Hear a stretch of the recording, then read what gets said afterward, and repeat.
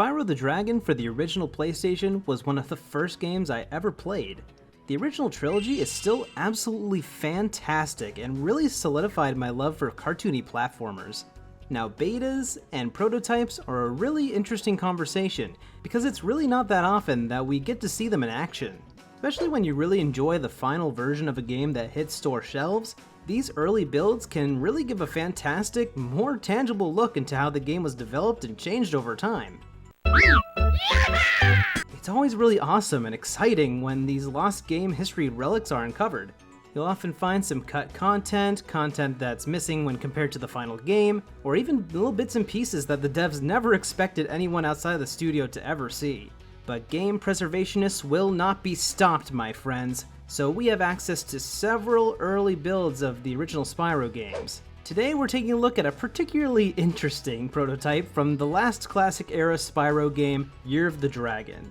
There's some real weird stuff going on in this build from April 25th, 2000, so let's just jump right in. Alright, so we're loading the game now, and wait a second, did I load the wrong ISO here?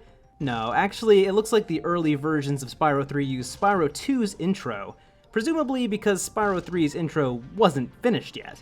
After pressing start, we're immediately loaded into what would end up being one of the game's coolest levels, Bamboo Terrace.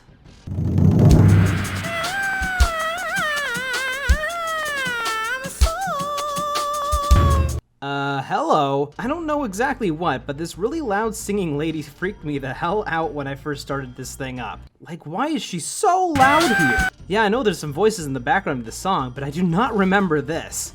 Let's quickly compare it to the final track.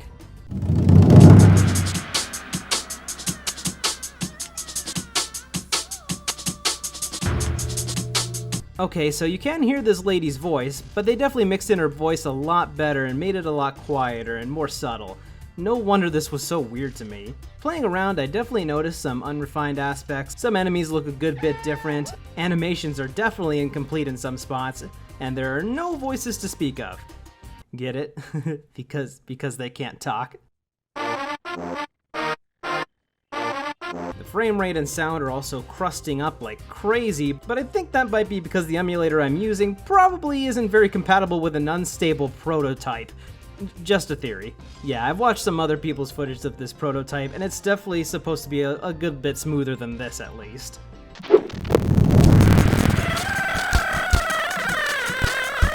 Okay, I'm fucking scared. Let's go to Sunrise Spring. I mean, that's where most of the stuff I wanted to look at was anyways.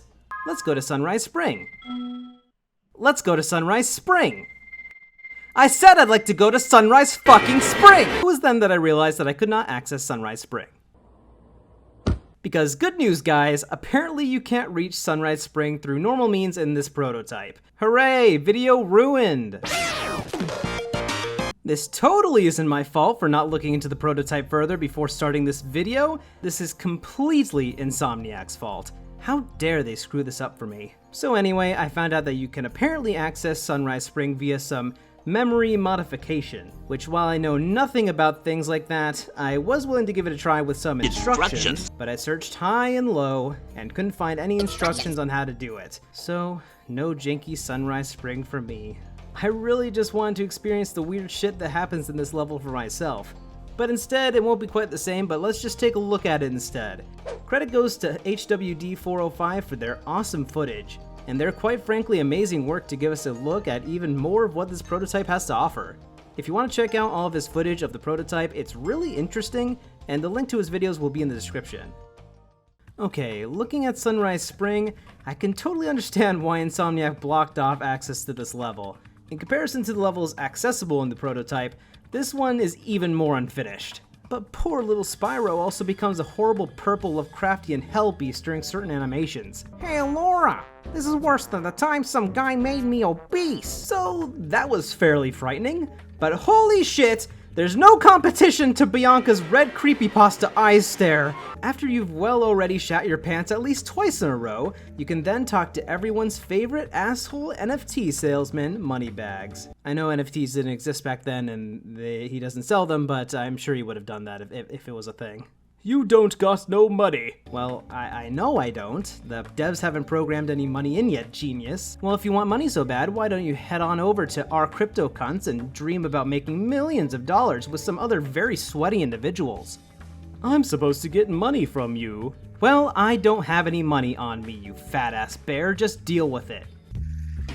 Piss off! Did Moneybags from Spyro the Dragon, an E-rated video game for families and children, really just tell me to piss off? Well, two can play at that game. Time to take a piss.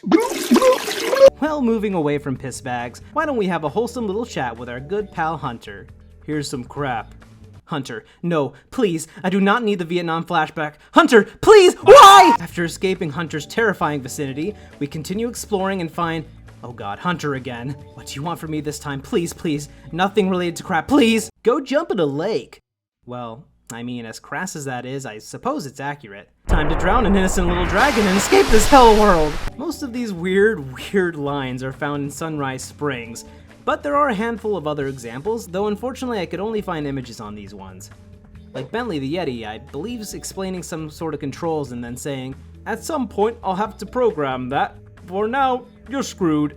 And my personal favorite, the most classic Moneybags line ever, pay me fat ducats or the chick dies. Yeah, okay, good. So that was interesting.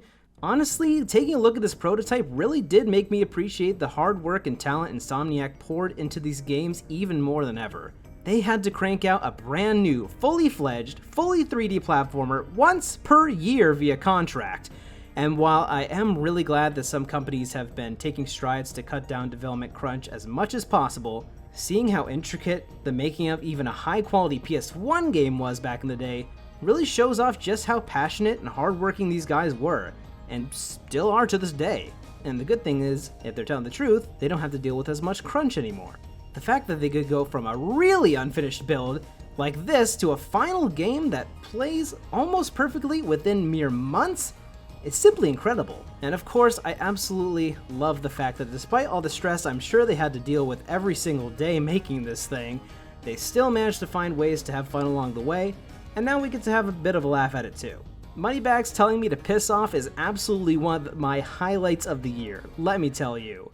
Now don't forget to like this video, subscribe, absolutely annihilate that notification bell, and then you too can piss off. Now, no, don't worry. I am telling you to do that in an endearing manner, which makes it completely okay.